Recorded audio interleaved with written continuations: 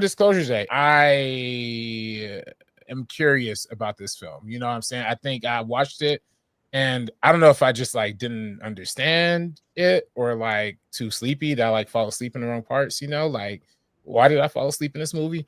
I don't know, you know what I'm saying? So it's just like these questions I keep asking myself, like, did I really like it? But you gotta respect Spielberg.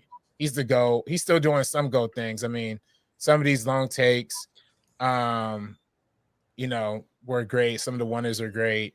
There's some classic Spielberg stuff in there for sure, but it was, you know, it was cool. Yeah, let's get right to it. Let's break down our review on Disclosure Day. Now, full disclosure, I was not able to see Full Disclosure Day. I was not able to see Disclosure Day. But RB3 and Sabrina, you guys got to check it out. What is your overall thoughts on this film, Sabrina?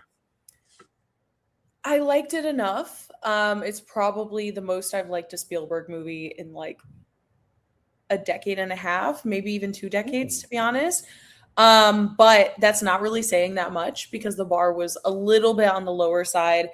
Again, when I was like, oh, it's him kind of doing his like megalopolis thing of like, I'm towards the end of my career. I'm taking all these different elements from films that I've created, putting it into one place, and then also having this message that is, of course, very timely. And you know what? I cried during the movie. There are very hard hitting scenes. But overall, as a film, I just kind of expected a lot more from him. It gives that like peapaw energy of just like, guys, we have to come together. And it's very optimistic and it's very sweet. And maybe I'm a little bit hardened, just being on the internet all the time. It just feels like I want a little bit more substance versus something that does feel just like hyper optimistic. So I liked it enough. Like RB3 said, certain moments, certain shots are really, really great. As far as the cast goes, I love them all, but they also all kind of felt like they were in different movies. I don't know. So that's kind of where I stand on it right now. I want to let that breathe. But RB3, what are your thoughts? I agree. It's Spielberg in his older gentleman phase. You know, it's interesting. Actually, on a little bit of the flip opposite side, I think Spielberg has been doing great work recently. Like I mentioned before, I love West Side Story. I thought he put both of his feet in that. Me personally, I know, we don't like Ansel Augustine or whatever his name is. But then or Ansel Al Gore. But otherwise, I liked West Side Story. I liked The Post with Meryl Streep and Tom Hanks. I thought that was really good. Yeah. And then I also really enjoyed The Fabelmans, for just like the love of filmmaking of it. Is it cheesy? Of course, but it's like autobiographical too. So whatever. I think this one felt the least personal out of his most recent collection. Weirdly enough, I feel like this one was kind of almost even like less personal than West Side Story. There was a lot that was trying to be said, and I think there was a lot that the film wanted to say. I just don't know if it got across all these themes. I mean, they're going for big themes too, right? Like religion, conspiracies, brainwashing, mind control, But then,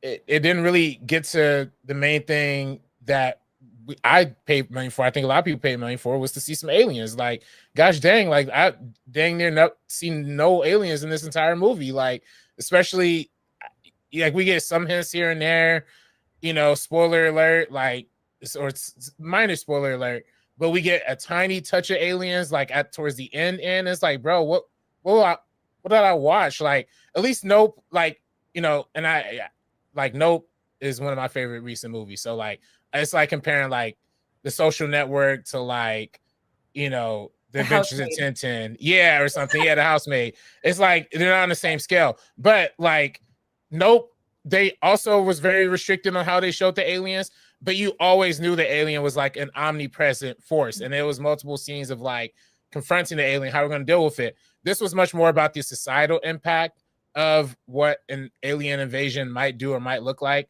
but it just didn't get there for me. Like, it just had so much of the trying to be both sidesy and not enough of like, what's the actual conflict like, So I don't know. Yeah, thematic wise, what do you guys feel like? a lot of ideas there, it seems like. But what do you guys feel like he was trying to say, or he was trying to get at with this movie and this story? I think again it is that collective empathy for no matter like where someone comes from, what they've experienced, what they've been through, just anything like that. And I think that is beautiful, and we see that in like a key scene. And again, this is non-spoiler. So that scene, and I'm sure you know what I'm talking about, RB3. That scene is the one where I did not expect to feel the most out of the entire film. It was just completely like out of left field. Like once that started, it did not let up. And so we get that hammered home in that moment. And I do think that that is a really beautiful message. I just wish all of the other elements, like RB3 said, were just kind of like tied together a little bit more. We got a little bit more, and maybe it's intentional that he didn't want to show us the alien, and it's kind of like more interesting for us to think about what it is, what it looks like, whatever, because we're supposed to kind of have that idea of like that none of that should matter. It should be like, this is a being, I'm a being, and I don't know if I'm giving him too much credit for that. Maybe that's the case. I think he did a pretty good job of hammering that in. I just wish it went just a little bit further. Yeah, it's so funny because I definitely thought that was the intent with the lack of seeing the alien. But also the times that they did show the alien, it was the most fake looking generic alien design like of all time. Like it's literally the exact kind of puppet, like big eye, like generic alien like you could ever imagine. Like at least like E.T. was a little bit creative with his alien. Arrival, Nope had like a creative alien design. Like this alien was just a dumb like little green guy. Like, and it was like you couldn't come up with a better alien. Like what? Like we waited this whole time to see it, and it was just a dumb blue green. I don't know. So it was like I don't know. I don't like it. It has to be intentional. Again, I don't know if I'm giving him too much credit, but it truly has to be. Because imagine like let's say they made an alien design and it was something like Prometheus or like whatever that's like semi close to human. I guess it's like doing something so cartoonish and outside of the realm. I don't know, because I don't know why he would make that decision in a film like this with this tone, that energy. But you know who was great? Emily Blunt and Coleman Domingo, honestly, were like my two standouts. Yeah, I 100% agree. And whoever the hell was playing the alien. Sorry. Yeah, exactly. Yeah, the fleshy little slimy guy. And then so that was I do agree though, and I think Dan Murrow said in his review that is one of Emily Blunt's best performance. Yeah. And I 100% agree. Like she has to do a lot. I mean, she's really carrying a lot of different tones between like some comedic stuff, kind of in the beginning to dealing with her whack out humiliating boyfriend Wyatt Russell. Like that dude was just so annoying. Every time he was on screen, he's like questioning every like, oh, do we really have to make this turn? Oh, do we really have to smash? It's like, dude, shut up. You did not understand what's happening here. Like, be quiet. So yeah, it was like he was annoying, but I'm glad like, she kind of, found her own path. And yeah, it was a great, I mean, her performance alone is really if her performance was in a better movie, it would definitely be in like Oscar conversation for sure, just in terms of how ranged it was. But yeah, I mean, and Coleman Domingo was great. Josh O'Connor was pretty good too, I'll say as well. And it just, to me, with Josh O'Connor, and I love him down. I think he's one of the best young actors that we have working today. Like him, David Johnson, few others, like they are just on another level compared to their peers. But I really do think there was something lacking with his casting, like where, like, it almost, because Emily Blunt, I would consider her to be somebody that's a little bit more movie star, because we do have that lack of movie stars right now. And I think Josh O'Connor, to me, he is, but I don't think he embodies kind of that. And I don't know who else would have been able to. But I just think for that role, this film, if it came out decades ago, we would have seen it with like, somebody who is that kind of just like standard movie star who can also act. So he hit the acting part. I just think there was something missing with his presence. Interesting. Yeah. I mean, it's his presence. It's his It must be the writing. Like I don't want to blame him for it.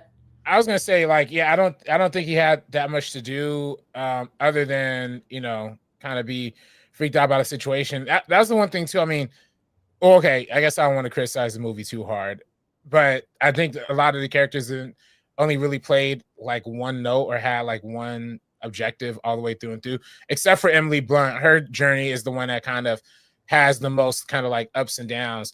And, you know, we talked about David Kent, man, you know, writer who's a great writer, all time, one of the greatest writers of all time. You know what I'm saying? Especially you work in the 80s and 90s. We can't fluff that. But in this recent era, dog, the scripts don't do it. The script was the worst part about Jurassic World Rebirth. The script was the worst part about this movie. It had a lot of heady dialogue about philosophy and themes and religion and belief and environmentalism and all that stuff.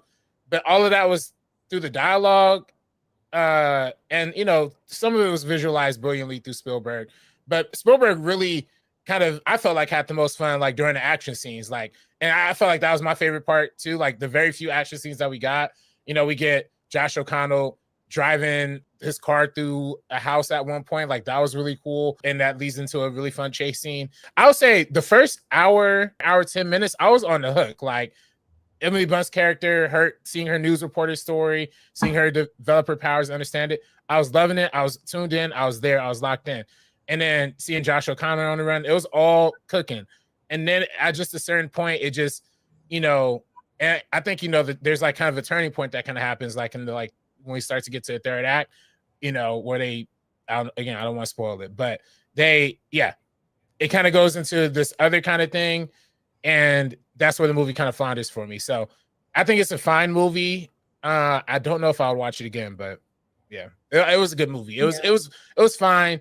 It's just like, man, you know, it's hard seeing you go get washed. It's hard seeing you go be washed. And this was a little bit of a washed Spielberg attempt, unfortunately. I feel like, unfortunately, like we're seeing that happen a lot where like, don't come at me, but like James Cameron with these avatars, like Steven Spielberg with this film, it's almost, I don't know what it is, but they're losing a little bit. But maybe I'll rewatch West Side Story and give it another chance. I did only see it that one time. I don't know. Yeah, this will make me revisit that. Yeah, it's interesting to have that conversation as far as older directors kind of losing the sauce. I'm trying to think of others that are still cooking. Scorsese. Yeah, I was gonna say Scorsese is still, that's the one guy who is like still doing it and still like kind of keeping it fresh. Even though I will say this suffers from the same thing that a lot of these older filmmakers do, and that, you know, is not disrespect to the OGs, but you know, they're older, so they move at a bit of a slower pace, like in life. And this movie definitely has a little bit of a slower rhythm. Like if you see the trailers, you're gonna think it's gonna be a big action movie. When you watch it, it's kind of low key of a slow burn. I saw somebody on Twitter say if this was an M. Night Shyamalan movie, it would have like a 12% on Rotten Tomatoes. Like, and it's like low key, it very much is like it's very Shyamalan and how slow it moves, how like dialogue heavy it is, how much it's just people kind of talking. And but yeah, I mean, you know, because it's Spielberg, you know, people kind of give it a little bit more grace. And there are some classic Spielberg isms in it. The Warners, the camera moves, the great performances. There's some great Spielberg stuff in there, but you know, it's not his best outing for sure. If M. Night Shyamalan took on this film, I would have been on board with that. Honestly, took this screenplay, made it his own, I feel like it would have been a little bit more of an interesting movie. Yeah, it's interesting because there is a conversation to be had as far as writers and directors and legendary writers and legendary directors kind of teaming up, and who gets more say, who gets more pull, if they're always on board. Because I was thinking of Ridley Scott, and yes, I thought Gladiator 2 was terrible. But I thought the writing for that was just like 5 scripts in one. So I don't know how much it's kind of like he should get. I don't know. Yeah, it's kind of like honestly the same type of thing here. And even going back to the conversation about David Koepp, it's exactly what RB3 said, like, you know, all these like philosophical points and all these different ideas that just don't really make it out of that. Like, it doesn't become profound. It doesn't kind of like build to anything really. But you know, we've seen that in his other work with like Jurassic Park and everything else. Like, we've seen him tackle those types of really heavy conversations in a different way. But it seems like in his career at this point, he's just not. It's just not coming together. Yeah, I don't know how much credit I should give. I mean, Jurassic Park's my favorite Spielberg movie of all time, but I feel like those themes are so perfectly tackled in the book. Yeah. And that's kind The of what writing is very distinct from the book, and it is very, very different. So It I do is, want that's to give true. him credit. Yeah, because he has those like strings of dialogue that you can see glimpses of in Disclosure Day or even in Jurassic World Rebirth, and it just doesn't hit the exact same way. Like it doesn't. It's not strung along as well. It's not as well written. Yeah, and I so it's like you hit it so on the nail with Jurassic World Rebirth. Like Jurassic World Rebirth, the dialogue definitely had some real fun, like kind of, especially like Mahershala Ali. He'll say some fun stuff about, you sure you want to. He just has some good zingy like '90s one-liners, and it's like, okay, this feels good. And I think that's why low key like Sutter, we're talking about last week, the movies with David Kip and Soderbergh work together. They work so well together because they're both kind of from that same era of like 90s, 2000s, like they both kind of speak the same language. I think Spielberg is trying to make something very modern here. He's trying to make something very akin to like, Minority Report, or just something like, he's just trying to be with the young kids. Again, he was inspired to make this movie after watching Nope. You can kind of tell he's trying to be like, this is his version of like a modern alien movie. But it kind of is stuck in this like kind of oldish feeling a little bit. So I don't know. Yeah, interesting. I'm definitely curious to check it out, and I'll definitely make sure to check it out so we can talk about spoilers, and you guys are free to get into that. But how was speaking of Nope, I was thinking of that Michael Abel score that I think is so underrated. How was John Williams? This is John Williams' original score, right? Yeah. It didn't hit for me Really? personally. What about you, RB3? I don't want to keep saying, I don't want to be negative, but damn. It was like everybody was asleep at the wheel, honestly. David Kep, Steven Spielberg, and John Williams. It was just, yeah. Yeah, I mean, David Kemp, I'm not going to be the most mad at. I'm sorry, not David Kemp. John Williams, he's, I'm not super mad. He's 90 or like 96 or something. I think he's older, yeah. He's like, oh my God. Yeah, like 93, okay. 93. Yeah, they had to crawl him out of bed to make it. So I'm not the most mad at it. And this is definitely more of his more restrained scores as well. Like there's not some super over the top crazy stuff happening. Honestly appreciated the choices that they used to score, because they didn't really use score during a lot of the action scenes, but they kind of used it more during like the dialogue, like when they start getting like philosophical and stuff. So it kind of like elevates the tension in those levels a little bit. But yeah, that again, it was crazy. One action scene that people have been clowning online, I thought was fun though, was the train. I guess the car, Emily Blunt and Josh O'Connor in a car. They get knocked into a train, and then they gotta like get off the train. It's so funny. Like I didn't even know this was from Disclosure Day. I just saw somebody ripping like that CGI clip of like the car going across the train tracks. I was like, dang, like what kind of 2009 film is this? Like, why are everybody going in on this all of a sudden? And I saw in the movie, I was like, oh shoot. Hey, but it wasn't the worst. I'll say the CGI wasn't the worst watching it in theaters, but it was like, I could definitely see what people were talking about. But the scene itself was fun. So yeah. Fair. Decent movie. Fire like 6.5, 7 out of 10 for me. But like maybe he should have tackled this story decades ago, and it would have had a little bit more energy, a little bit more emphasis on, the thematic elements. But yeah, it was just fine. Yeah, it's interesting. I'm curious. I'm sure he'll keep producing movies. I'm sure that's what he's going to keep doing. But I'm curious to see how much more he directs. I would love to see him direct a really good one.